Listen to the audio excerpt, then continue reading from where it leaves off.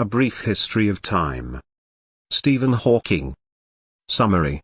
A Brief History of Time by Stephen Hawking, one of the most influential books ever written, provides a concise explanation of what space and time are, how the general theory of relativity redefined them, and why the universe is expanding. People have never been satisfied to believe that occurrences are unrelated and unexplainable since the beginning of civilization. Understanding the nature of the universe has always been a goal of humankind. Stephen Hawking, though, has come the closest of anyone. Because of his groundbreaking work on gravitational singularity theorems, Hawking is regarded as the most brilliant theoretical physicist of our time.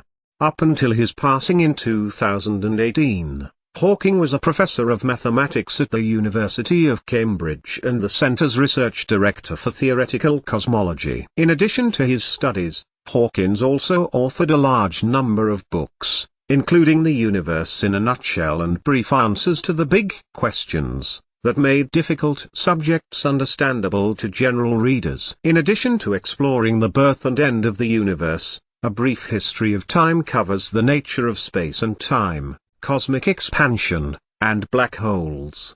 Our understanding of space and time has evolved as a result of the general theory of relativity. Everything that occurs in the universe is affected by space and time as well as being affected by them. Imagine that one twin leaves the other on the ground and climbs to the summit of a mountain. When they eventually crossed paths again, one would be a little older than the other. On Earth, the age difference would be insignificant, but it would increase significantly if one twin undertook a protracted journey into space, moving almost as fast as light. The twin paradox is a thought experiment that states that the space-traveling twin would be considerably younger than the Earth twin when they returned. However, the twin's paradox may only be classified as a paradox if you believe that time is unchanging. Before Einstein's general theory of relativity was put forth in 1915, it was thought that space and time were a fixed field in which events took place, unaffected by what occurred outside of it. Therefore, it made sense for people to think that both space and time were limitless. But now,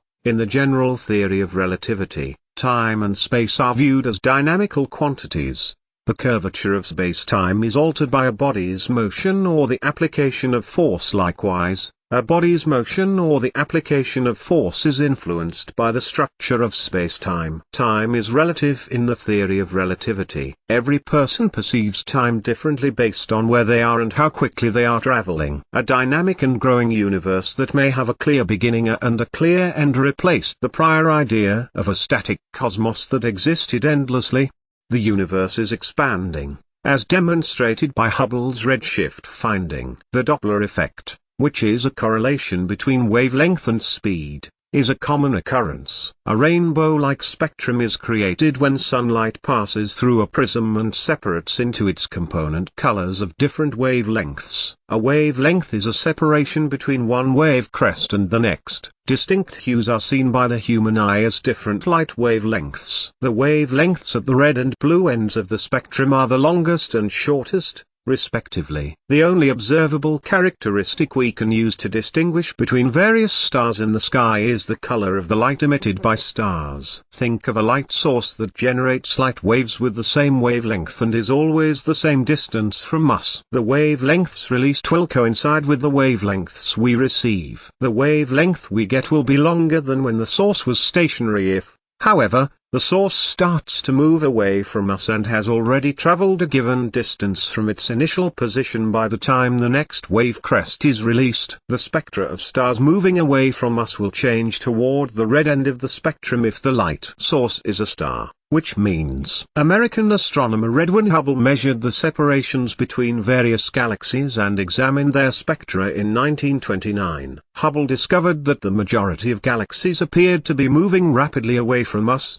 toward the red end of the spectrum. The fact that a galaxy's redshift increased according to its distance from the Earth, that is, the farther a galaxy is from us, the faster it is accelerating away from you sounds even more surprising. Therefore, the cosmos is not static, rather, it is constantly growing. It's conceivable that time can only go forward. Hawking thought the idea of time travel was improbable, even though it has appeared in numerous literature and movies over the years. Even though it would be conceivable, there are three ideas about time that would need to be disproven first. First of all, time advances thermodynamically. The term entropy is used to describe how the energy exchanged between molecules leads to disorder. For instance, force is what keeps your coffee mug in its mug-like shape. As soon as you drop it, it will shatter into a number of fragments, increasing its entropy. However, a broken mug would never spontaneously come back together, since entropy can never decrease in the absence of an outside stimulus. Second, chronological time only advances mentally. Future events are never remembered. For instance,